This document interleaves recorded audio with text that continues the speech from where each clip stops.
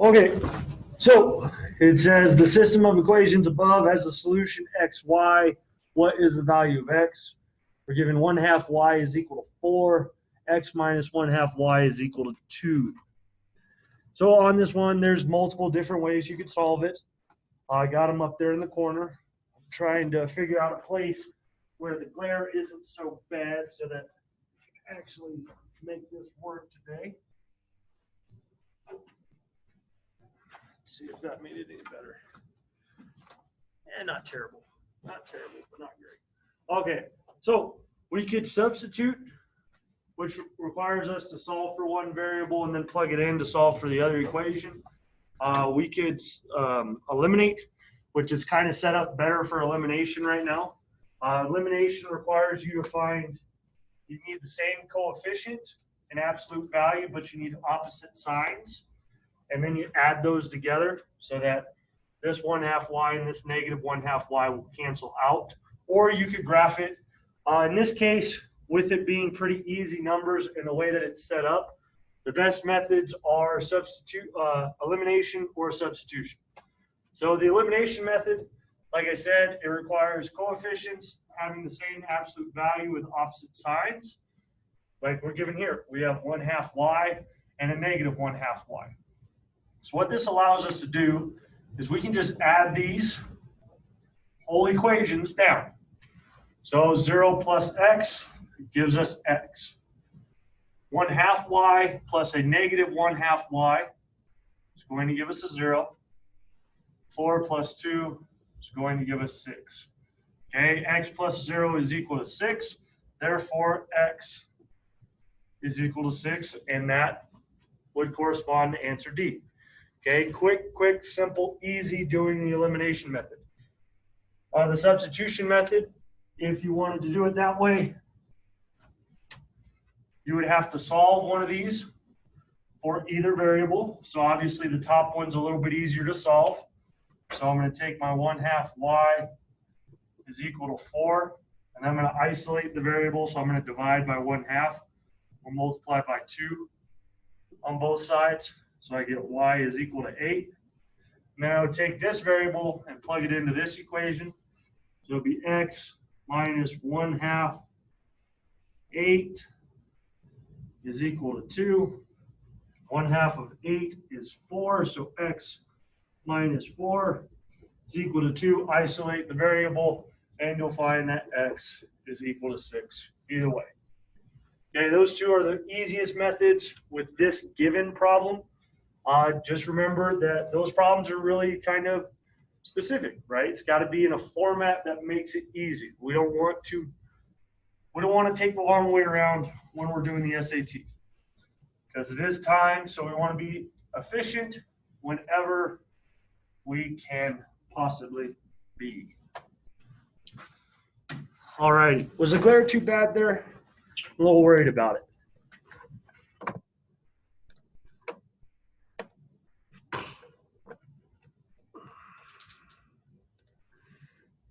Pretty good? All righty. So now we're off into our 5-minute check over section 4.3. This one should go quick because we spent a lot of time. So it says, let the point negative 512 be a point on the terminal side of the angle theta in standard position. Find the exact values of the 6 trigonometric functions of theta. So negative 5, 1, 2, 3, 4, 5 is there. 1, 2, 3, 4, 5, 6. 5, 6, 7, 8, 9, 10, 11, 12.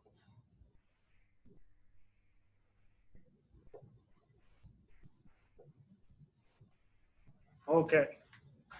So first step, take the given point, plot it. We have negative 512. So that's that point up here,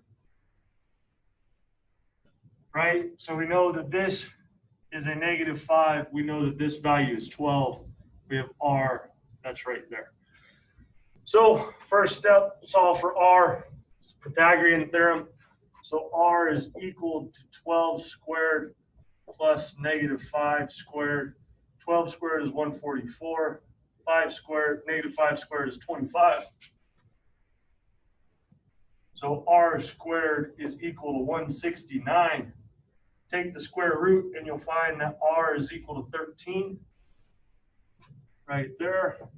And once you have that, remember that your angle theta is really your reference angle that's down here in the acute side using the x as a base and the terminal side. So now we can calculate our equations. Sine is y over r. So sine of theta is equal to 12/13. Cosecant of theta is the reciprocal of that. So if sine of theta is 12/13, cosecant is 13/12. Cosine of theta is equal to x over r. So that's going to be a negative 5/13. Secant of theta, the reciprocal, is equal to a negative 13/5. Tangent of theta is equal to y over x. So that is 12 over a negative 5. Cotangent of theta, the reciprocal, is equal to x over y. So negative 5 over 12. Those are your 6 trig ratios. So we're looking for the one that fits it. Cosine, bang, tangent, bang, cosecant, bang, secant, bang. Looking at this one should be answer B.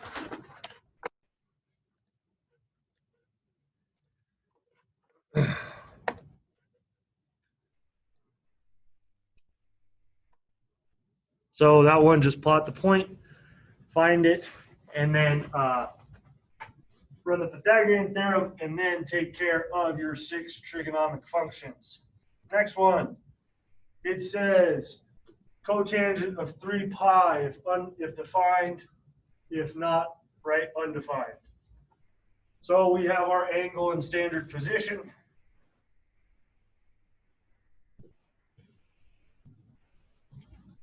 Okay, and it's a 3 pi, so it's not negative.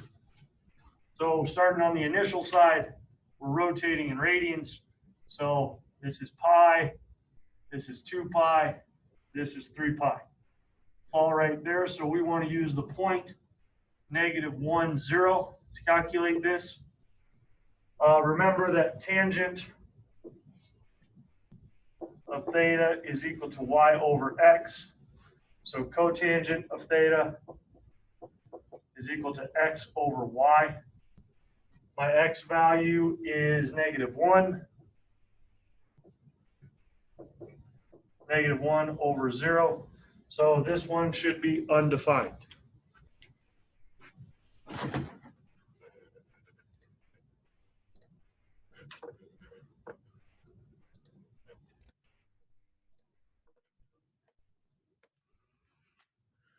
Okay, the next one, find the exact value of cosecant of 210 degrees. This one requires you to find the reference angle. Okay, but like all of these, we're going to start in our standard position.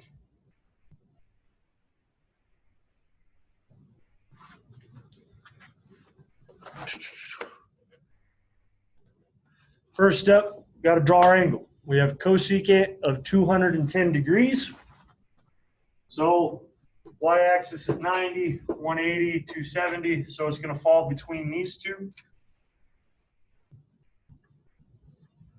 Falls right in there. That's 210 degrees. Our reference angle is the distance between the x-axis and our terminal side. So if this is 180 degrees, we rotated past it. How far did we rotate past it? So we take 210 minus 180 gives you 30 degrees. So that means our reference angle is equal to 30 degrees here. Okay, this is cosecant. So remember, cosecant is the reciprocal of sine. This one would require us to use our little cheat sheet of special triangles, 30, 60, 90. Okay, off the top of my head, I know that the sine of 30 degrees is equal to 1/2.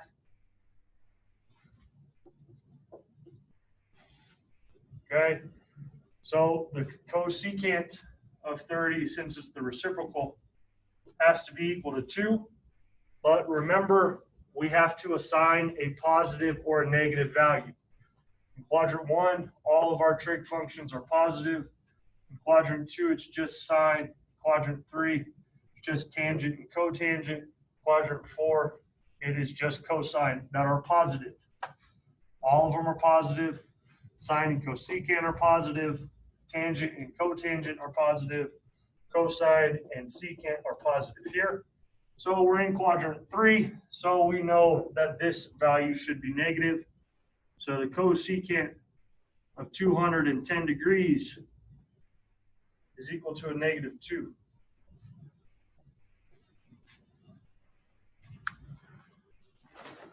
So remember, we got to use our reference angle because that's what creates the acute angle, so we can find our actual trig function.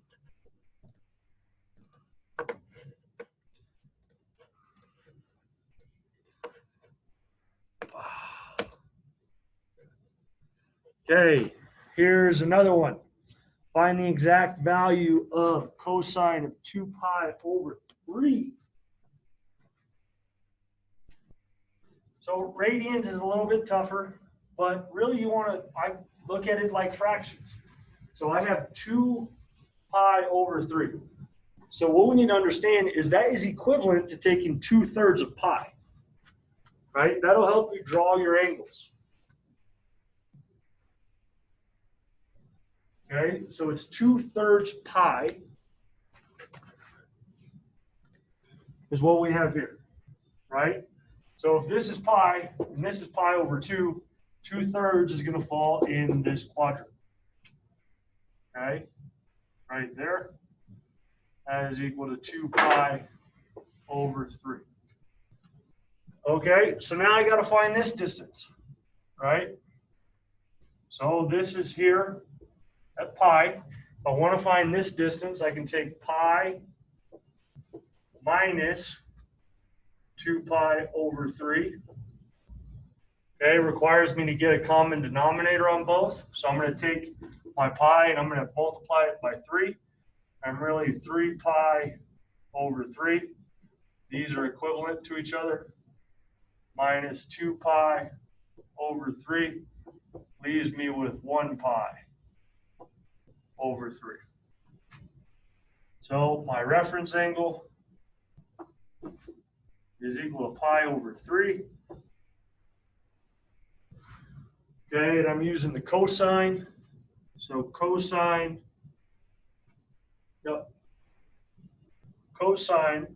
of 2 pi over 3 is going to be equal to the cosine of pi over 3 and a sine. So it's all sine and cosecant.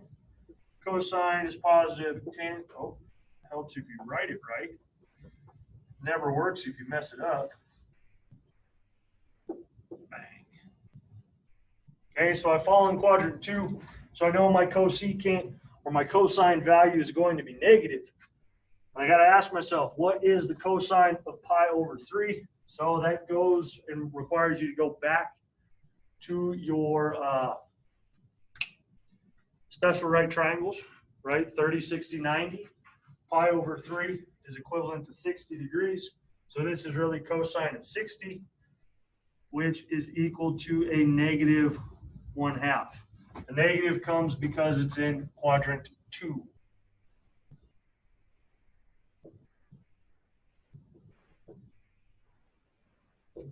So the cosine of 2 pi over 3 is equal to a negative 1/2.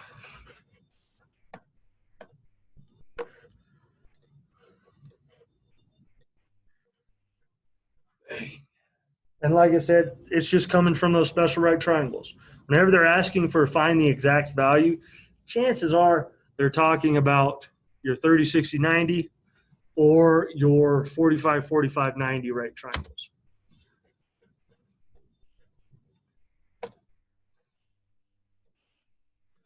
Okay, so this one, let sine of theta equal 1/2 or negative 1/2, where cosine is less than 0, so it's negative. Find the exact values of the remaining trig functions. So here we could actually use our special triangles. Okay, of 30, 60, 90. We could do that because we know that if sine of theta is equal to negative 1/2, well, sine of 30 degrees is equal to 1/2. So I could use that and then just fill in the other ones. But an easier way to do it is probably to just work it out. But the first step that I want to find is I have sine of theta is a negative 1/2. There's the first step. So in this, I have to find which quadrant cosine is also going to be equal to a negative 1/2. Or cosine is also going to be equal to negative. Because it says where cosine of theta is less than 0. So of my 4 quadrants, which one has both cosine and sine negative? Well, that's quadrant 3 here. Right? Quadrant 3. So I can take, since I know theta is there, right? Bang, bang. I know that sine of theta is equal to y over r. So that means that the opposite side here, the y value has to be negative 1. The r value is equal to 2. So I could use these to fill out, to find x, to find my Pythagorean theorem, which would be equal to 2 squared is equal to a negative 1 squared plus x squared. 2 squared is 4, negative 1 squared is 1, plus x squared. So if I minus 1, I get 3 is equal to x squared. So x is equal to the square root of 3 because I have to take the square root to find it. So that's square root of 3 right there. Now I can fill out the rest of my trig functions. Okay, this is just me running through the Pythagorean theorem. One of them is very easy. If sine of theta is negative 1/2, cosecant of theta has to be equal to a negative 2. Cosine of theta is equal to x over r, square root of 3 over 2. Okay, tangent of theta is equal to y over x. So that's negative 1.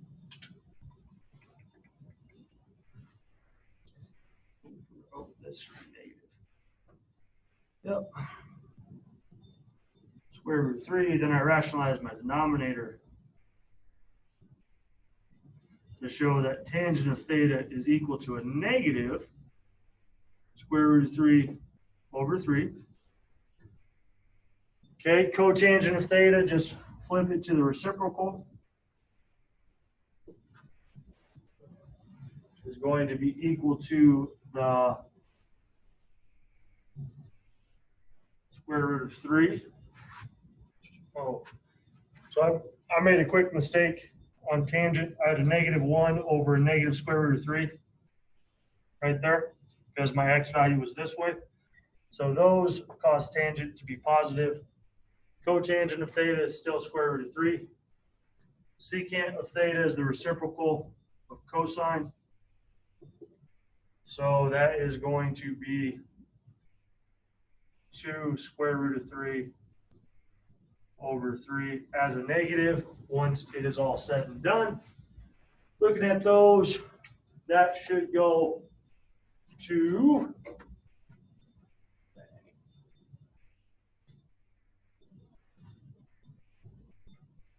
looks like it's going to be answer choice C. As long as I picked them properly. No, I calculated them properly, but pick them properly.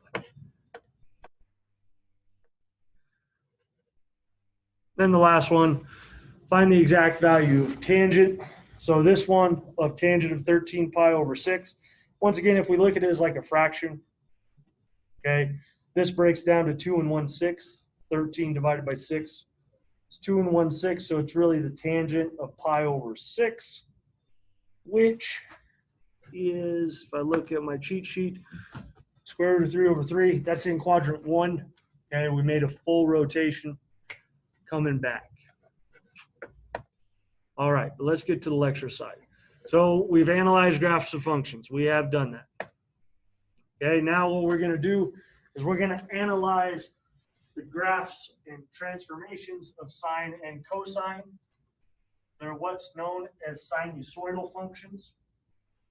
Okay, and that's because they're periodic. They have limited ranges, no limit to domain. But it's basically you input the degrees and then it gives you the actual ratio. Okay, so but it all centers around having that reference angle. So a sinusoid. Okay, so your first vocabulary, you have amplitude, frequency, phase shift, vertical shift, midline. Okay, so if I go back and just talk about these, the amplitude is the distance from a max or minimum value from the midline. Okay, it's really 1/2 the highest y value minus 1/2 of the highest y value minus the lowest y value.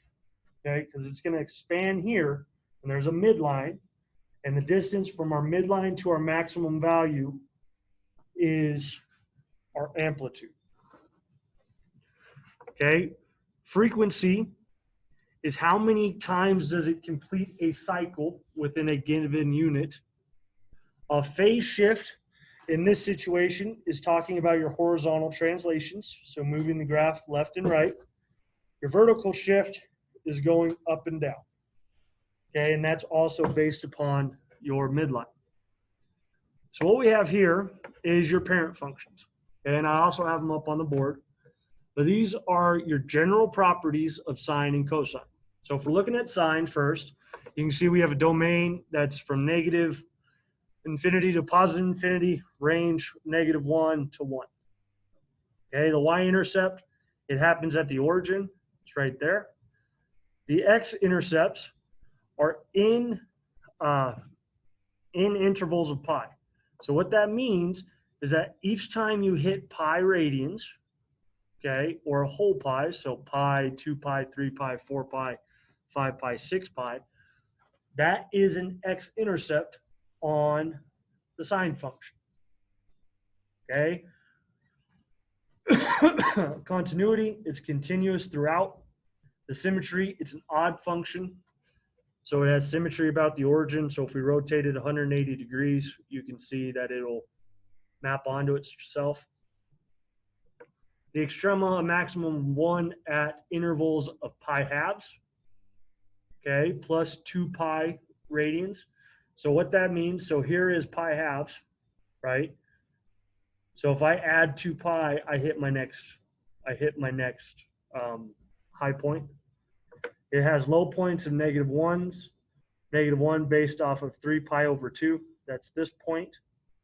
And then 2 pi intervals because it repeats itself. The end behavior, the limit as x approaches -infinity is sine of x, and the limit as x approaches positive infinity is sine of x do not exist.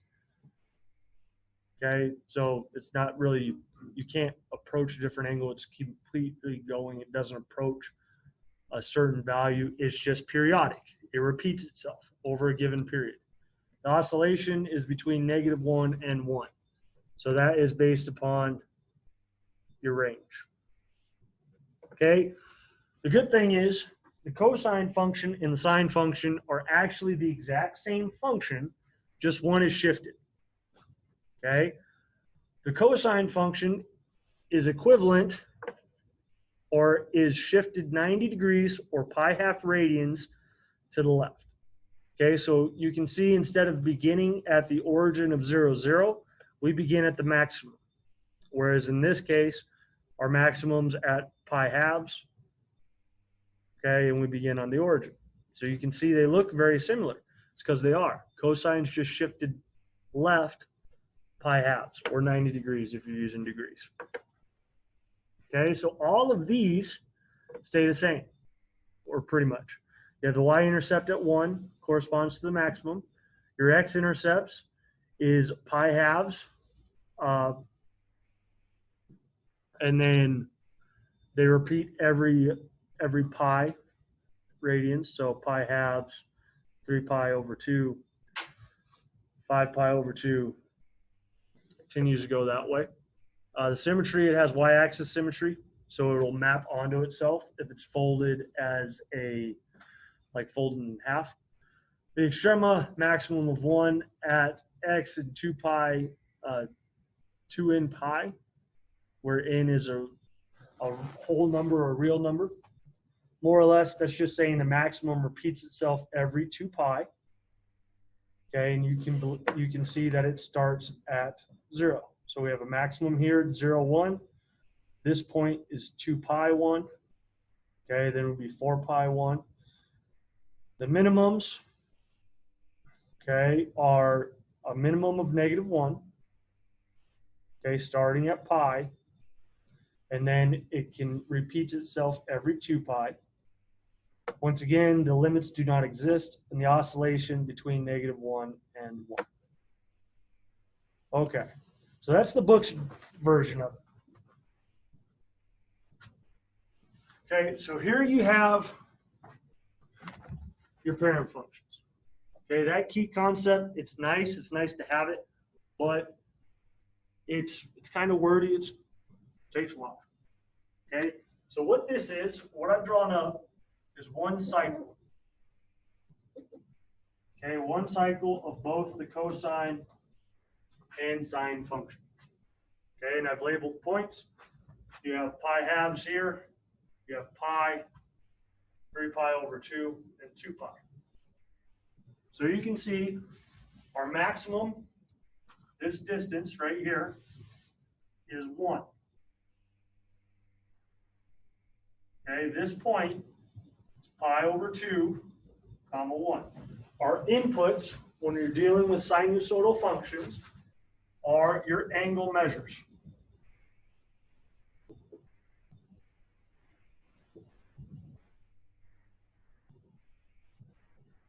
Okay, the outputs, or the y values,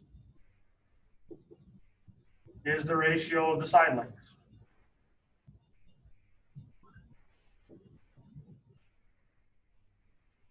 So for instance, we just learned in our 5-minute check that the sine of 30 degrees is equal to 1/2, right? So your input is the angle measure, your output is the ratio of side lengths. It's how that works, but we're graphing it. So your x values are your angle measures in either radians or degrees. I think most of them will be in radians. And your outputs are the ratios. Okay, and as you can see, it really breaks down into 4 basic points. Okay, these points are your quadrantal angles. Okay, so you have the quadrantal angle of pi halves, pi, 3 pi over 2, or 2 pi. Those are your axes when an angle is in standard position. So you can see that those are either a maximum, a minimum value, or a 0. Okay, so we want to break these down into 4 different, or intervals of 4. Okay, because they're going to repeat itself. As soon as you hit, I think 5 pi over 2, yep, 5 pi over 2, you're at a next high point. Okay, then you're at 3 pi, you're at the next low point. 7 pi over 2 is a maximum, and then 4 pi is a 0. Okay, it repeats itself. It's cyclical. It's kind of like if you were to take a point on a tire, right, and mark it with chalk, and then have that tire roll, you'd be graphing how close it got to the ground. It started at a high point, and then it got to where that specific point was touching the ground, and then it came back. Okay, it's cyclical. It repeats itself. It's periodic. Okay, it's never ending. These values just repeat and repeat and repeat. Okay, on the parent graphs, if we start using a little bit of our vocab, the parent graphs, the amplitude is equal to 1. Okay? The x-axis is your midline. Okay, so you can see from the x-axis, I go 1 above, 1 unit above, 1 unit below. And then I'm going to repeat myself. 1 unit above, 1 unit below. This corresponds, the midline corresponds to your vertical transformations. Okay, and the amplitude is the distance away from that midline. Okay, talking about the cosine graph, like I said, it's the same graph, it's just shifted pi halves or 90 degrees left, but you still have the same concepts. The midline is always the x-axis on the parent graph. The amplitude is 1 because you increase a distance of 1. Right, so you want to think about that as we are going to be graphing these. And similar to your polynomial equations, you can write these into standard formulas. Okay? First one is A times the sine of bx plus c plus d. Okay, the next one is A times the cosine of bx plus c plus d. Okay, those are your general formulas. Okay, a lot of times in mathematics, stuff is omitted because it is redundant information. The value of A is your amplitude factor.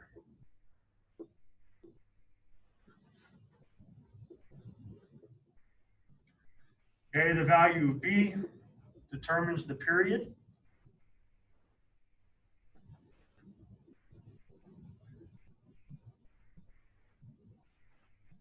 Okay, C is like your phase shift factor, but we have to approach it a little bit differently because the phase shift is based upon the period as well.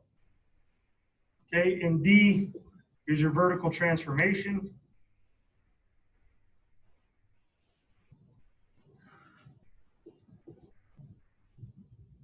Which corresponds to the midline. Okay, the value of D is the location of where your midline begins. And then your amplitude is how far it is away. So looking at this, sine of x, we have a value of 1 for A. That's why it's omitted, because it's just 1 times the sine of x. The value of B would be 1, so that's why it's omitted again. The value of C is 0, and the value of D is 0 on your parent graphs. Okay, because it's on the x-axis, we're not adjusting the period, we're not adjusting the amplitude. For cosine of x, it's the same thing. Okay, for the parent graph, the value of A is 1, so it's omitted because it's redundant. The value of B is 1, so it's 1 period. The value of C is 0, and the value of D is 0. And then they get omitted because they're redundant information. You're taking 1 times a number plus 0. We know it's going to be that number. So that's why they can omit it. But we want to write those down. The amplitude factor, the period, the phase shift, vertical transformation, and the midline. Okay. Now I'm back to the slides. So the amplitude of the sinusoidal function is half the distance between the maximum and minimum values of the function, or half the height of the wave. In other words, it's the distance from the maximum to the midline. Okay, so you can see where they have it here. This line right here is what's known as the midline, and the amplitude is the distance between the midline and the max and the midline and the min. Okay, so 1/2 the distance. Okay, and you can see that A is our amplitude. So amplitude equals the absolute value of A. So if we have a negative A value, we're still using the absolute value. So here, describe how the graphs of f of x, which is equal to sine of x, and g of x, which is equal to 2.5 sine of x, are related. Then find the amplitude of g of x and sketch two periods of both functions on the same coordinate axis.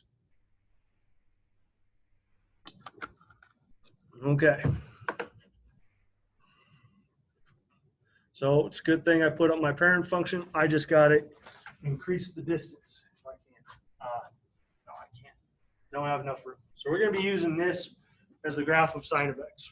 Okay, just one period. And just understand that it repeats itself. Go into 4 pi. Okay, go into 4 pi. So the equation I have is g of x is equal to 2.5 sine of x. Okay, so amplitude, what changed? Well, instead of 1 here, right, and I'll even write these out, 1 times sine of 1x plus 0 plus 0. 1 times the sine 1x plus 0 plus 0.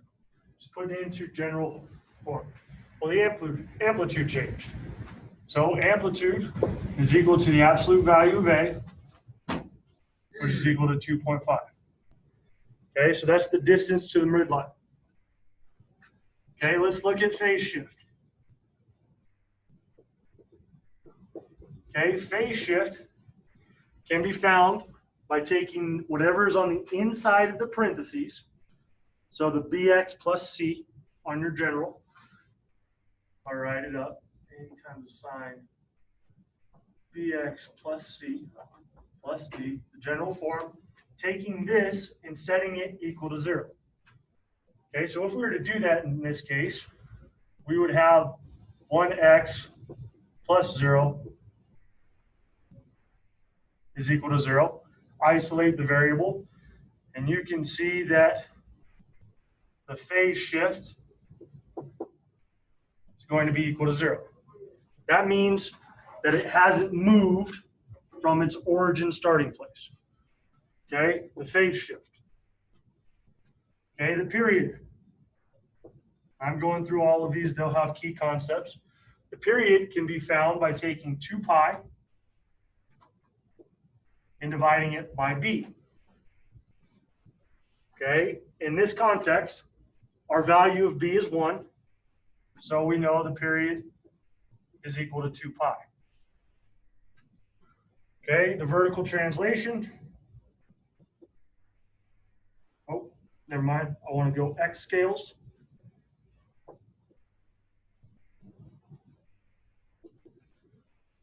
Is equal to the period divided by 4. Okay, so in this case, your x scales, since your period is 2 pi divided by 4 is equal to pi halves. Okay, what this represents is the location of my critical points. My x-intercepts, my maximums, my minimums, and my x-intercepts again. Okay, remember they're worked on sequences of 4. Okay, 4 main points per period. Okay, each one of these main points is going to happen on pi halves. Okay, and then my vertical translation, I'm just going to abbreviate it as VT, is equal to the value of D. The value of D in this context is equal to 0. Yeah, I'm good. So what that means is that I didn't adjust my midline, right? My midline is still the x-axis. I have nothing to shift it up. I didn't shift it left. I didn't adjust the period. I just adjusted the amplitude. Okay, so using this information, I can graph it pretty easily. I know my maximum value is the amplitude. So if I just draw, this one's going to be a little smaller. So here's 1, here's 2, here's 3. About 2.5 there. Then I have the -1, -2, -3. And I'm just drawing those out so I know where my amplitude is. My x scales were based upon pi halves. So those are the x values I'm going to use. So pi halves, pi, 3 pi over 2, 2 pi, that is 5 pi over 2, 3 pi, 7 pi over 2, and 4 pi. Okay, my x scales, once again, is just how I'm counting my x-intercepts, or the values I'm going to put onto my x-axis. Okay, so the only thing that changed from this to this was the amplitude. We stretched it, right? So was there any change to where my x-intercepts fall? No, there wasn't.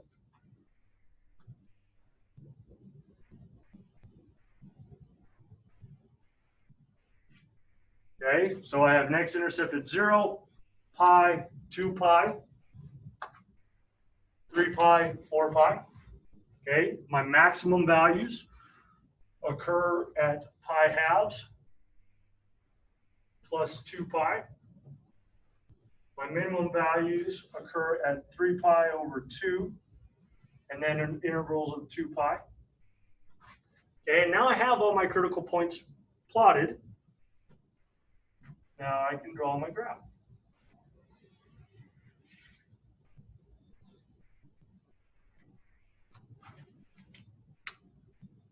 Okay, and that's what it's going to look like. I didn't adjust the period. All I did is I had a vertical stretch.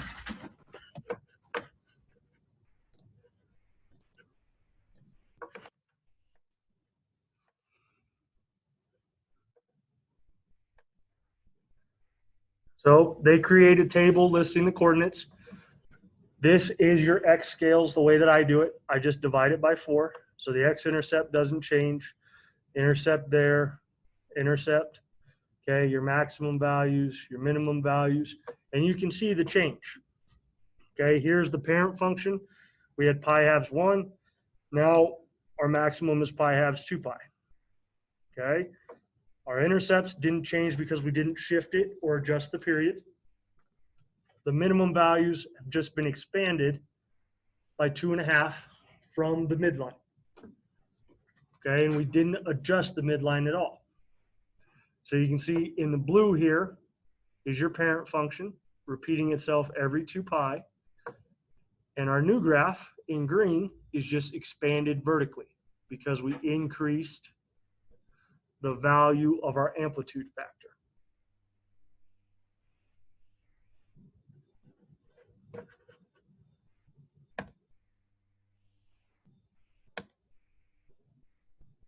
Okay, so this one, pretty simple. Describe how the graphs of f of x, which is equal to the cosine of x, and g of x, which is equal to 5 cosine of x, are related. So look what's going on, where is the change, and that's based on our amplitude factor. Again, because only the value of a in our parent function equation or standard equation has changed. So the graph of g of x has been expanded vertically by a factor of 5.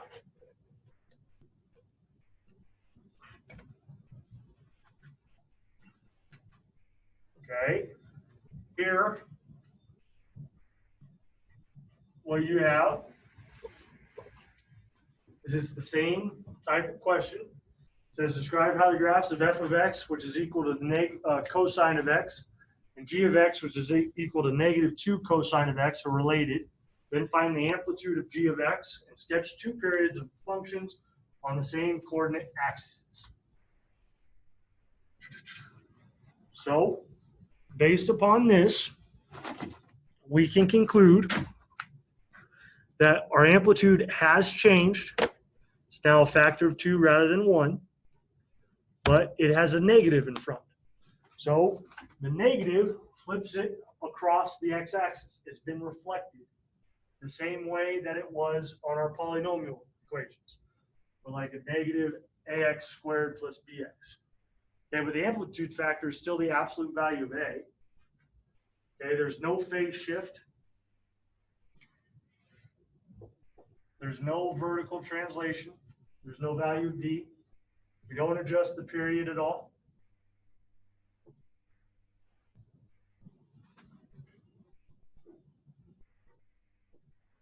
So it's just that same graph reflected about the x-axis because it has a negative.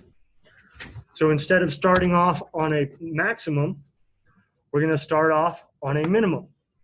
So you can see between f of x and then g of x here. Okay, we start off at 0, -2, because it's been flipped and stretched, our cosine graph has.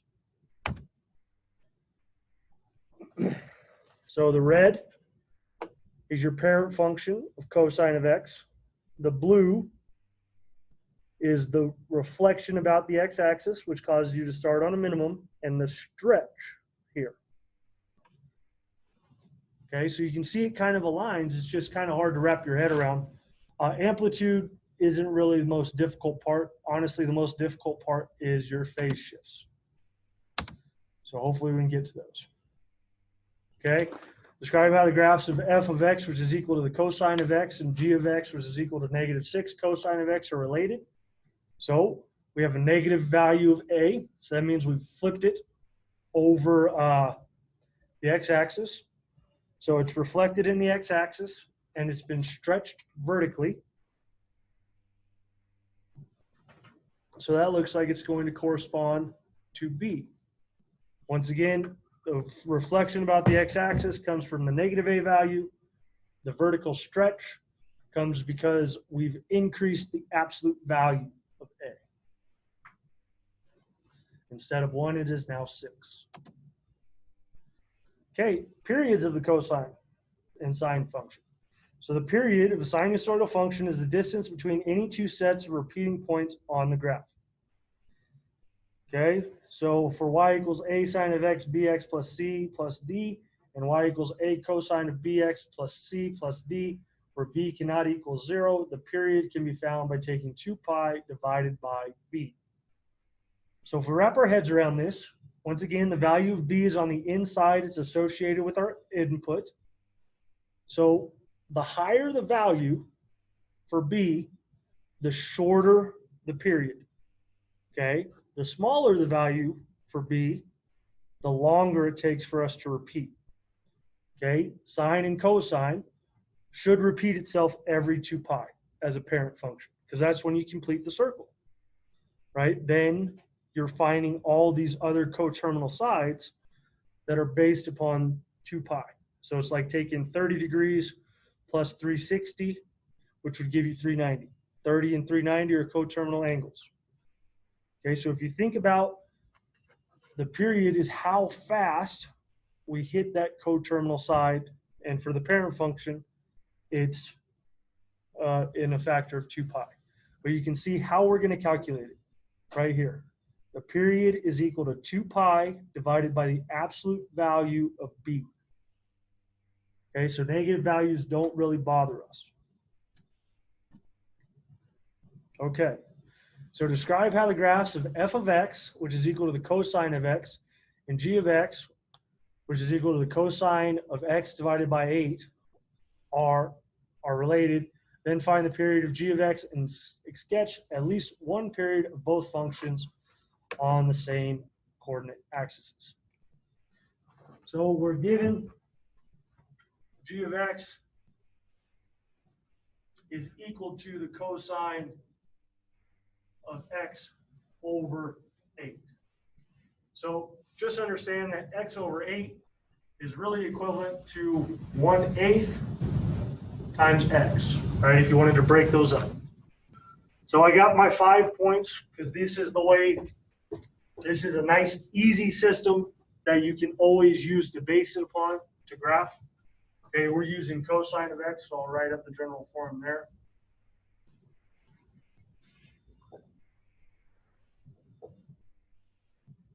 Okay, so amplitude. Do we have a different value than 1 for A? The answer to that is no. So there's no change, or our amplitude is 1. The period, once again, is 2 pi over b. The value for b is 1/8. So that's 2 pi divided by 1/8. You know that if you're dividing by a fraction, you have to flip it to its reciprocal and multiply. So that is going to be equal to 16 pi. Okay? The x scales is your period divided by 4. So 16 pi divided by 4.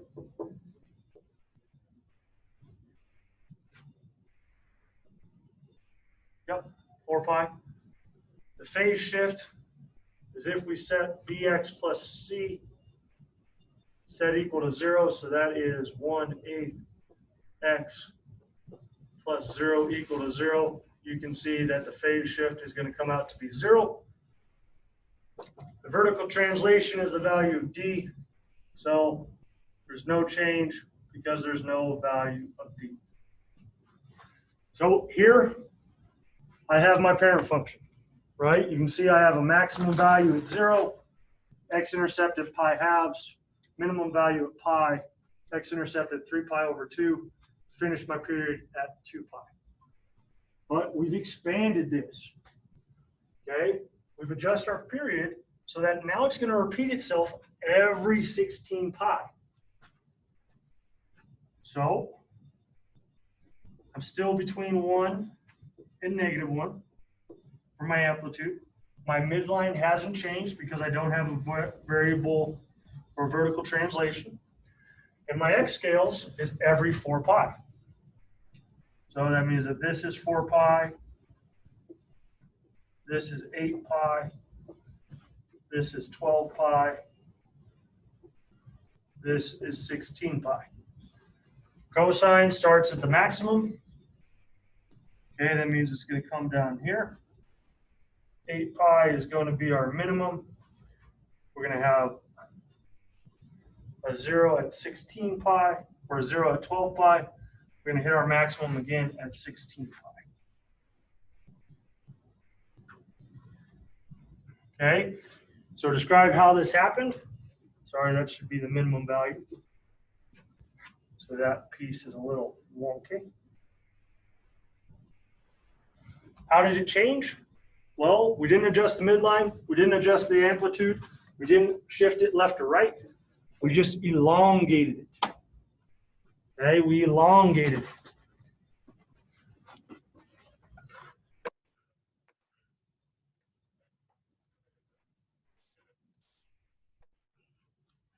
Okay, so because cosine of x over 8 is equal to cosine of 1/8 x, so the value of b is 1/8. The graph is expanded horizontally. The period of g of x is 2 pi divided by 1/8. Okay, so remember when you're dividing by a fraction, you flip it to its reciprocal and multiply. So if you're dividing by 1/8, you're really multiplying by 8 for 16 pi. Okay, the x scales, okay, are the key points. So, and those can be found by taking our period divided by 4. So what that means is that we have a minimum, an x-intercept, and a maximum every 4 pi, okay?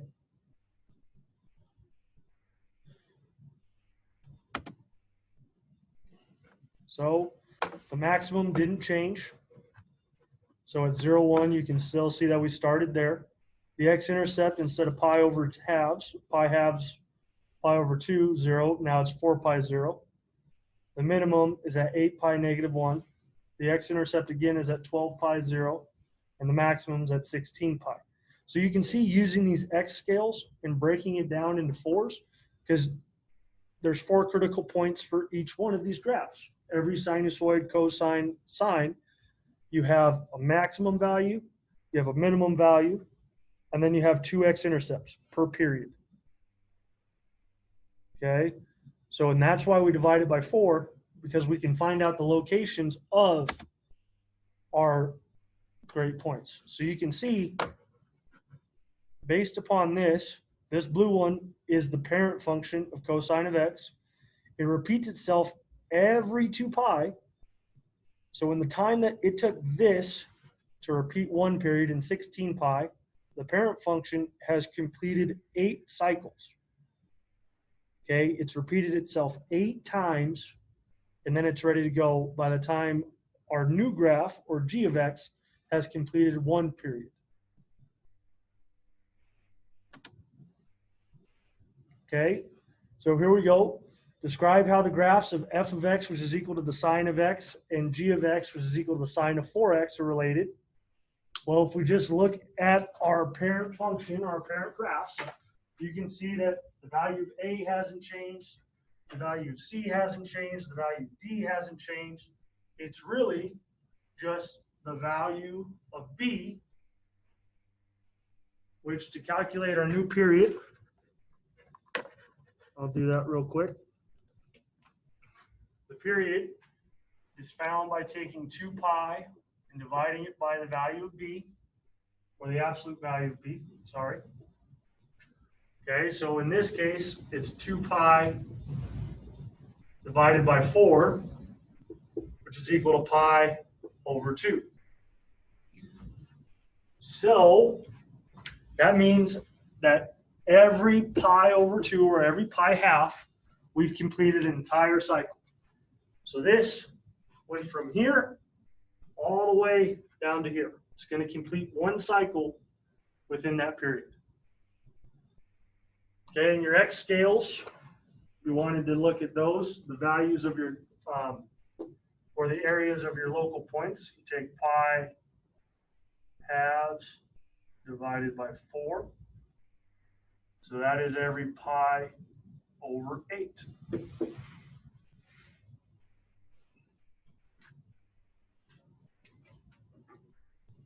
Okay, more or less, it's been significantly condensed or compressed horizontally.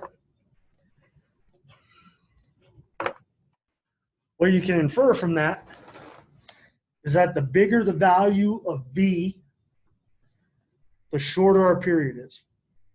Okay, so if it's a decimal, it's been stretched out. So the frequency of a sinusoidal function is the number of cycles it completes in 1 unit interval. Okay, usually the unit interval is 2 pi. Okay, so the frequency is 1 over the period, or the absolute value of b divided by 2 pi. They're reciprocals, the period and the frequency.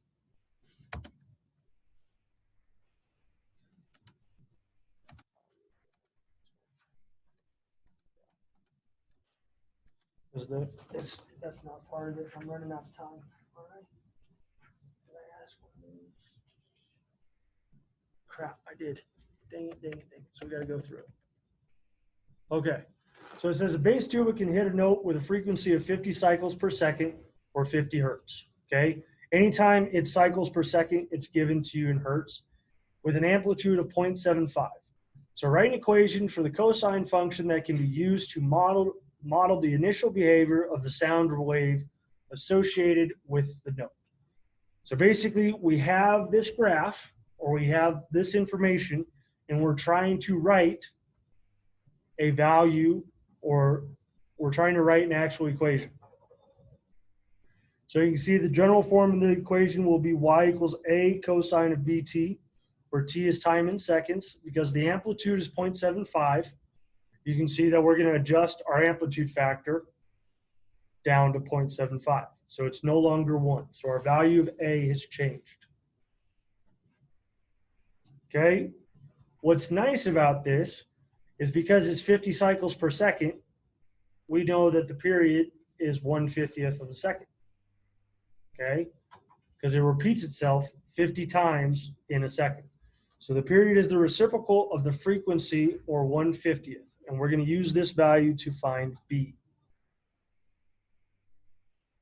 Okay, so it repeats 1/50th per second. So we're going to plug that value for b into our period formula. So absolute value of 2 pi over, period is 2 pi divided by the absolute value of b. We're going to plug in 1/50th. Okay, and then they're going to try to isolate the absolute value of b. So what you have to do is you have to multiply by 50 to get 100 pi. So we're just solving for B there.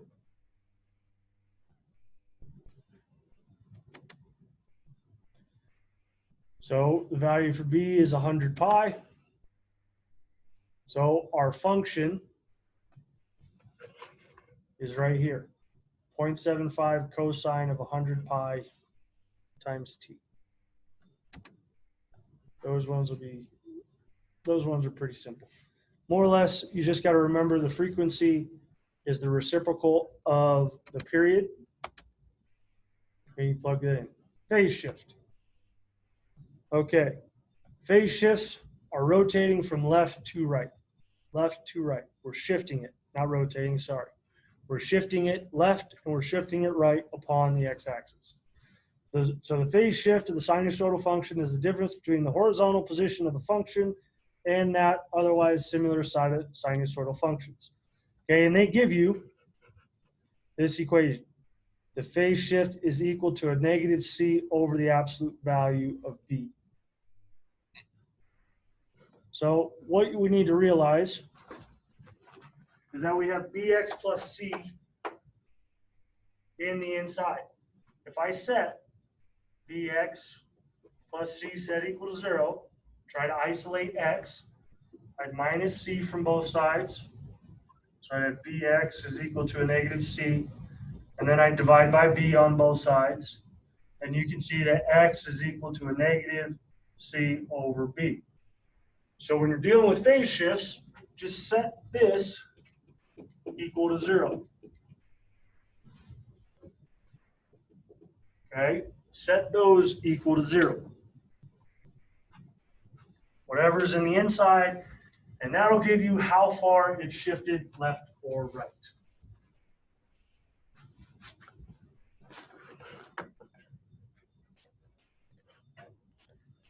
God, I feel like I'm talking a lot.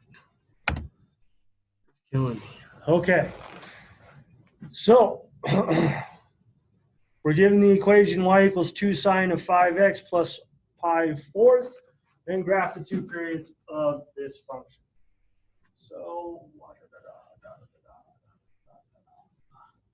y is equal 2 sine 5x plus pi over 4. Okay. So going to, this is my equation. Looking at my 5 areas that allow me to graph these. Okay, so amplitude, once again, it's the absolute value of A. The value for A is 2, so it's the absolute value of 2. So that's the distance from the midline. Okay, the period can be found by taking 2 pi divided by B, or the absolute value of B. So that's 2 pi over 5, which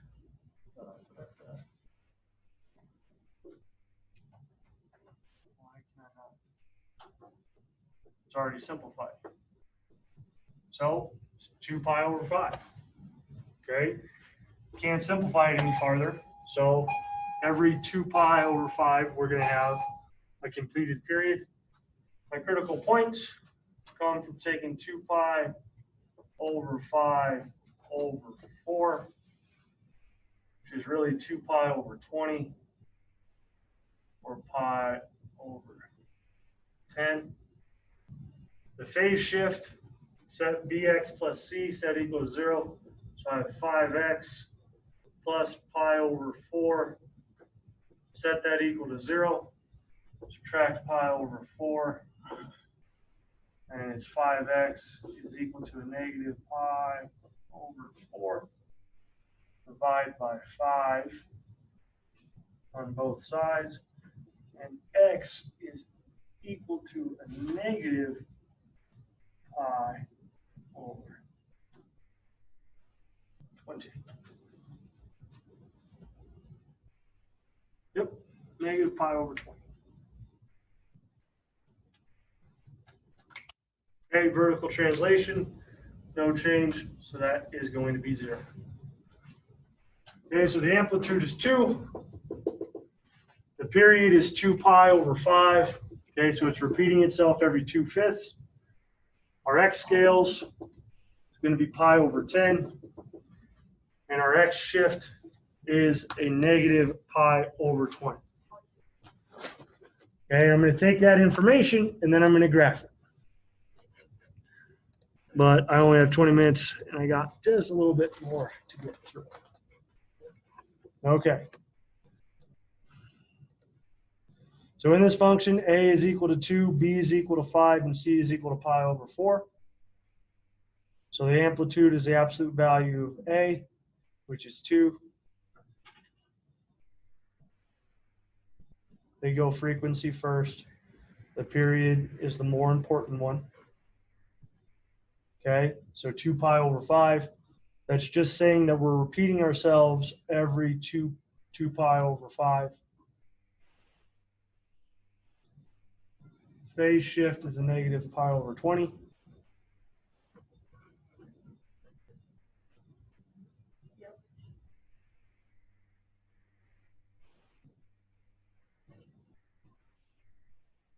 I should graph this.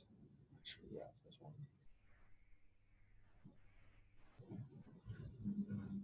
Okay, here are your critical points. This comes from your x scales. Okay, so you can see your critical points happen every pi over 10. And since it's been shifted left, you'll be able to see the graph. So it starts at a negative pi 20, okay, and then pi over 10 units away. I should just graph this one.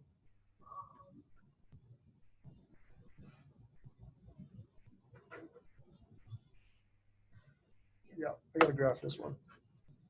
So this was the book's method. This will be the last one I go over. Graph, but I'm taking this information that I created and what the slides have walked you through, and I'm going to graph it. Okay. So vertical translation, there was no change, so I'm still on the y-axis. Okay, my amplitude did change, so I go from a positive 2 to a negative 2.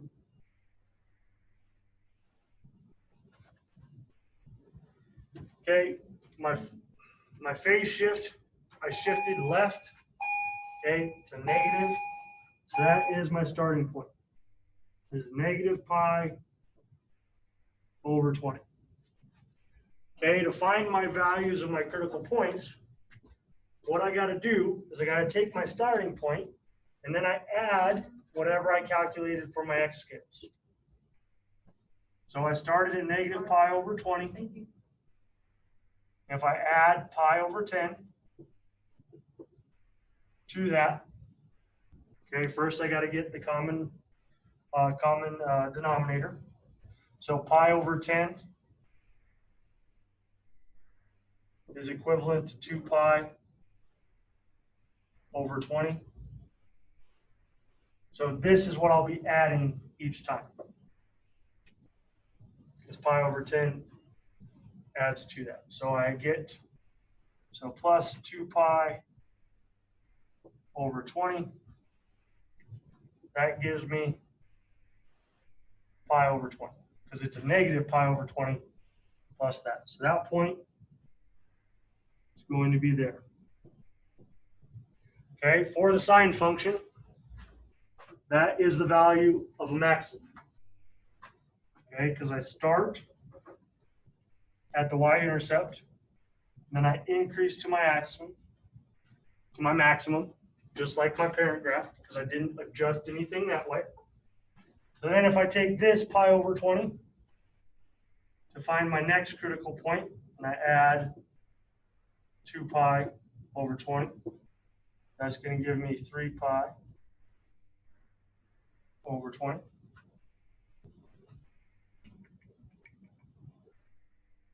Should be right there, 3 pi. Bang.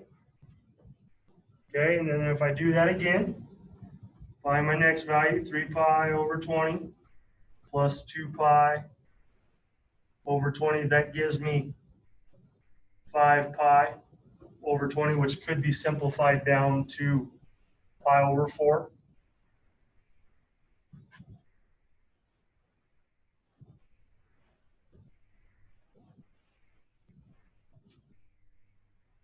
Okay, so there, at 5 pi over 20,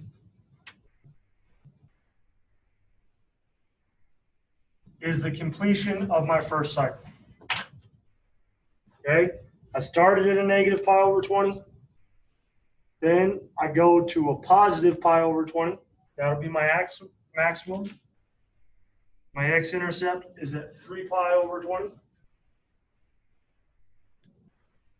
Oh, nope, not the completion. My minimum value is at 5 pi over 20. Got to do one more. I take 5 pi over 20 plus 2 pi over 20. It's equal to 7 pi over 20.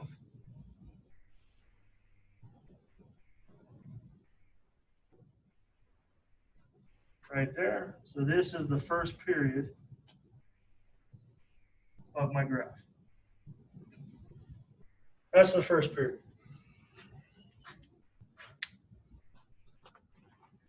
Thought the book was going to do a better job of explaining that, but it really didn't. So that's okay.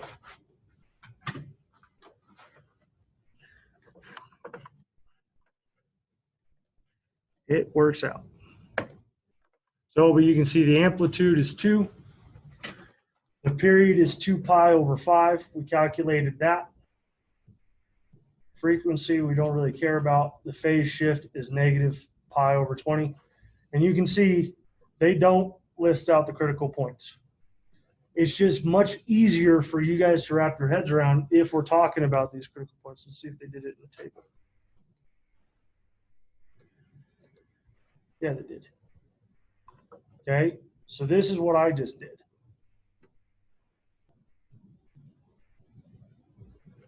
Okay, I found those. So negative pi over 20 is where we started.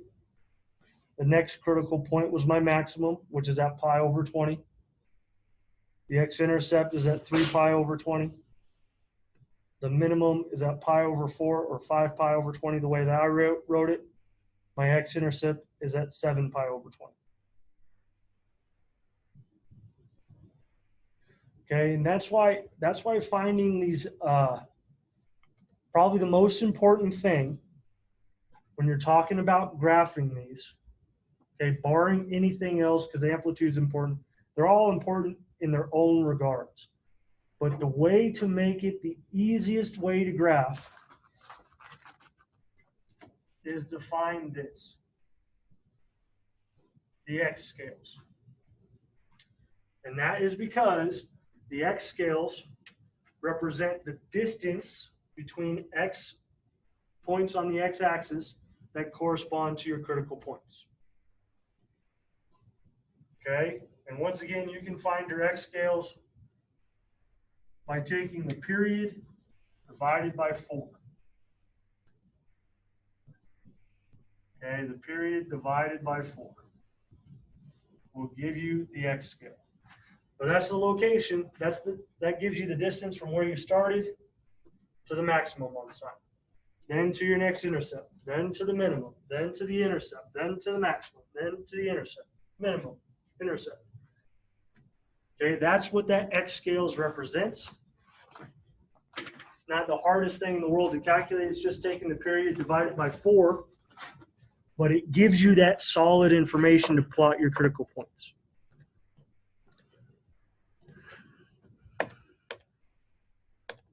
See if we can get one with a phase. Okay, here we go. So graphing vertical translations of a sinusoid. Okay, and I'm not going to go through the book's version because the book's version just kind of complicates things. As I'm looking through the slide farther and farther, I feel like the slide's done more damage than they've done good. Well, that's okay. We're going to be all right. So we have y is equal to the sine of x plus pi plus 1. Okay, we're talking amplitude. We're going to state amplitude, period, phase shift, and vertical shift. Okay, and then we're going to graph it. Okay, so the amplitude. What's the value of A? The value of A is 1, so the amplitude is 1. Remember, amplitude is calculated by taking the absolute value of A, so it's the absolute value of 1. In this case, is just equal to 1.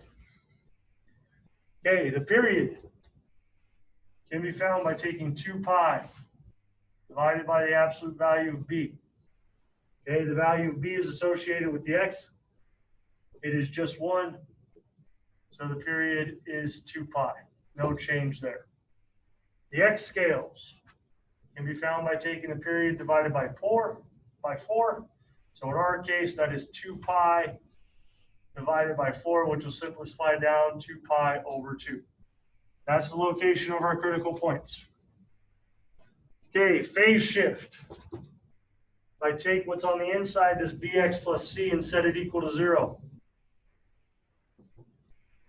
Okay, so I was given x plus pi, set that equal to 0.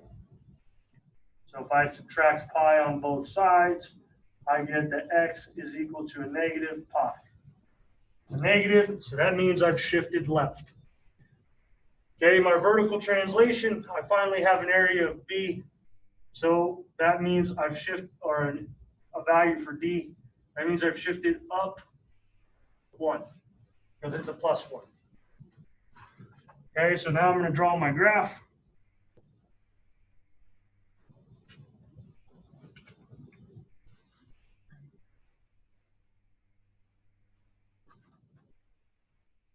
There's my x-intercept. That's at 0. Put that as 2. That is 1.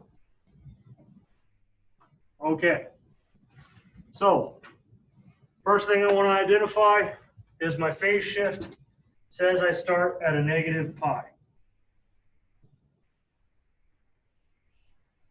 Okay, my x scales say that every pi over 2 units is when I get a critical point. So if I started at negative pi and I add pi over 2, okay, but I got to get a common denominator. So if I'm looking at that, that would be negative 2 pi over 2 plus pi over 2 gives me a negative pi over 2.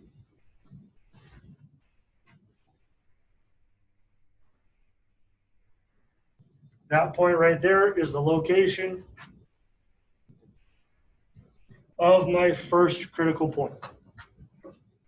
Okay, the location of my next critical point, I'm looking at it as a maximum. So if I went, it's negative pi over 2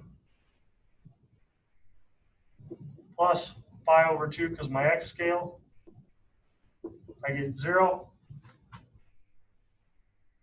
That's that point. 0 plus pi over 2 is going to give me pi over 2. Pi over 2 plus pi over 2 is going to give me pi. 3 pi over 2. 2 pi. 5 pi over 2.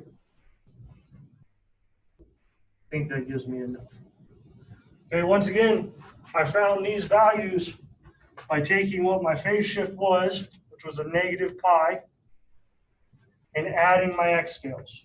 So a negative pi plus pi over 2 gives me a negative pi over 2. Plus again gives me a 0. Okay, this one is a little tricky because I have this phase shift, or this vertical transformation. Okay, what it does is it takes my midline, which was normally the x-axis, and it shifts it 1 unit up. Okay, so now, instead of going along the x-axis, I'm going along at the point 1. So I'm using the sine function. So at a negative pi, I should draw that in a different color. That piece. Draw it. Too much blue. Too much blue. And that point is 1. So negative pi, I started here. Okay? Came from my phase shift, coming across. Sine function, I go from the intercept to the high point. So the next point is negative pi over 2, 2. Point after that is going to be 0, 1. As you can see, my intercepts have now been moved up. Okay, so on my midline, I hit it there. At pi over 2 is now my minimum value. There's that. There's that. There's that. There's that.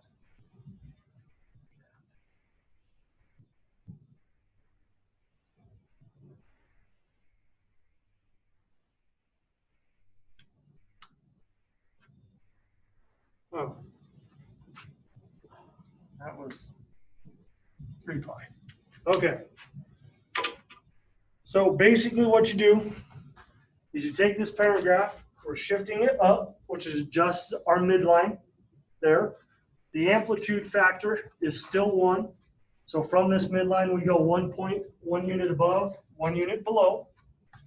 The period was 2 pi. So it repeats itself every 2 pi. That's why from negative pi to pi, we have a complete period. And then from pi to 3 pi, we have a complete period. The x scales are the locations of my critical points, my maximums, my minimums, my intercepts, which would typically be my intercepts. The phase shift I found by taking bx plus c, setting it equal to 0. So I did that, I got a negative pi, so I started to the left. Vertical translation, which came from D, it moved it up. Oh my God. Thank God this was the last one. Thankfully, this was the last one. Yep.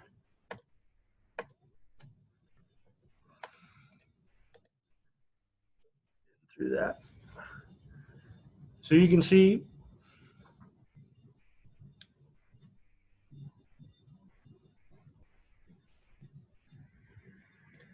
what?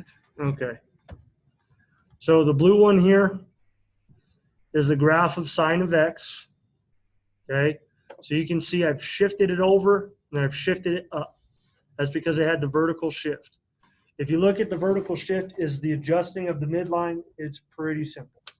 Okay, I imagine we're going to have a lot of questions on Wednesday, which is totally fine because this stuff is a little bit difficult, but you still have homework. Okay, I want you to try your best on it. It comes from 264 and it's numbers 1 through 19. Okay, on Wednesday, we're going to approach it the same way that we did last Wednesday.